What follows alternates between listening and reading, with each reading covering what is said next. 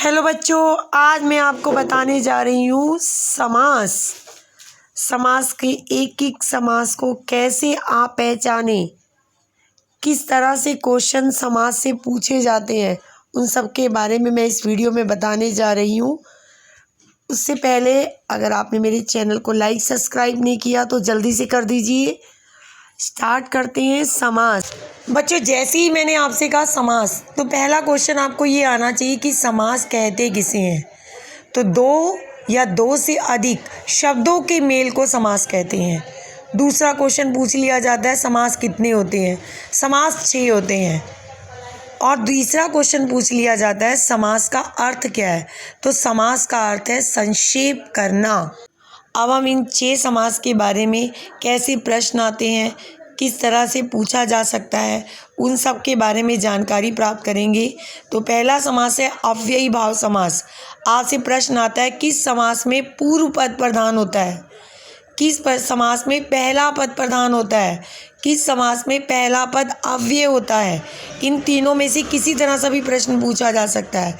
तो उत्तर है अव्ययी भाव समास। इसके हम उदाहरण देखते हैं। प्रतिदिन, सर्वत्र, यथा संभव, यथा समय, यथा शक्ति, यथा से जितने बनते हैं, आजीवन, आमरण, इस तरह के जितने भी उपसर्ग जैसे शब्द होते हैं उन सब में अव्ययी भाव समास बच्चों होता है। दूसरा समास है द्विगु समास। इसमें प्रश्न पूछा जाता है किस समास में उत्तर पद प्रधान होता है, किस समास में अंतिम पद प्रधान है, किस समास का पहला पद संख्यावाची होता है, किस समास के समासपद विशेषण की तरह कार्य करते हैं। इस तरह के प्रश्न आपको दे रखे होते हैं और विकल्प दे रखे होते हैं, आपने उत्तर छांटना होता है।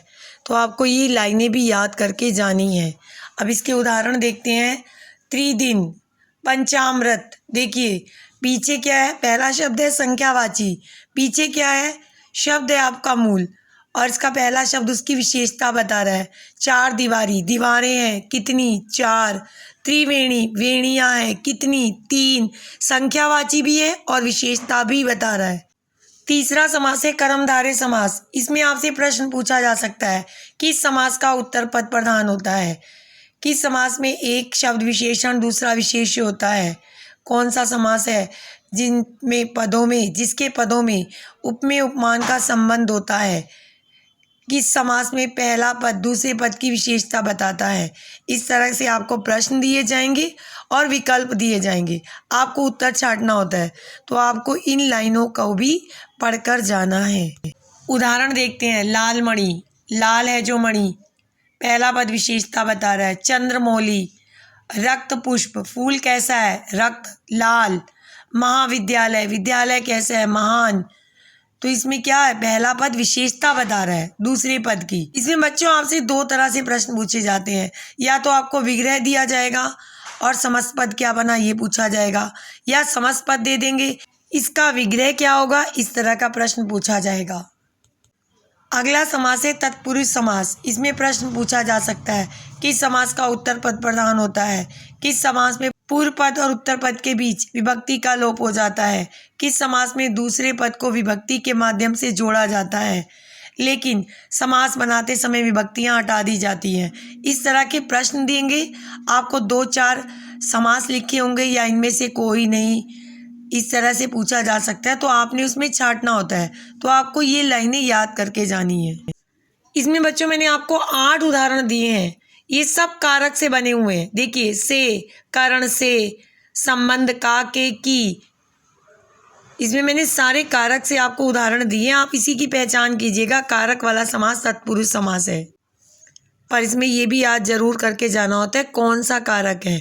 करण कारक है, संबंध कारक है, अपादान कारक है। तो थोड़ा कारक भी पढ़ के आपको जाना पड़ेगा इस समास के अच्छी तरह सही आंसर जानने के लिए।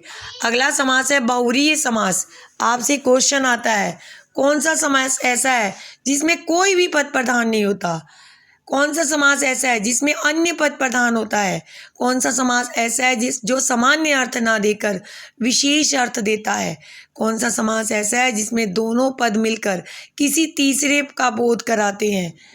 कौन सा समास ऐसा है जिसका सीधा अर्थ नहीं लिया जाता?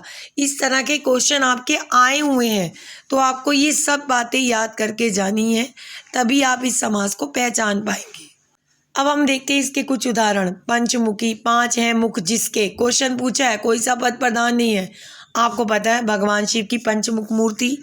बहुव्रीहि समास, ना पहला पद प्रधान है ना दूसरा, कोई अन्य पद प्रधान है। इसमें ज़्यादातर याद कर लीजिएगा आप, जितने भी देवी देवताओं के नाम हैं वो सारे ज़्यादातर बहुव्रीहि समास में ही जाते हैं। एक दंत, लंबोदर, नीलकंठ, पीतांबरधारी, चक्रधारी, वीणापाणी। अब हम देखते हैं द्वंद्व समास। कौन सा समास ऐसा है जिसमें दोनों पद स्वतंत्र होते हैं? कौन सा समास ऐसा है जिसमें दोनों पद प्रधान होते हैं? या पूछ सकते हैं कौन सा समास ऐसा है जिसमें दोनों पदों के बीच संयोजक और या का संबंध होता है? इस तरह के प्रश्न देंगे आपको। द्वंद्व समास, बहुव्रीहि समास, तत्पुरुष समास, अव्ययी भाव समास लिखे होंगे, आपको एक छांटना होगा या 2 दे देंगे, कहेंगे ये दोनों सही हैं। इस तरह आपसे प्रश्न पूछा जाएगा। उदाहरण देखते हैं। सुख दुख, राजा रानी, दिन रात। तोड़ेंगे या और लगेगा या लगेगा, ये एक दूसरे के अपोजिट भी होते हैं, मिलते जुलते भी होते हैं।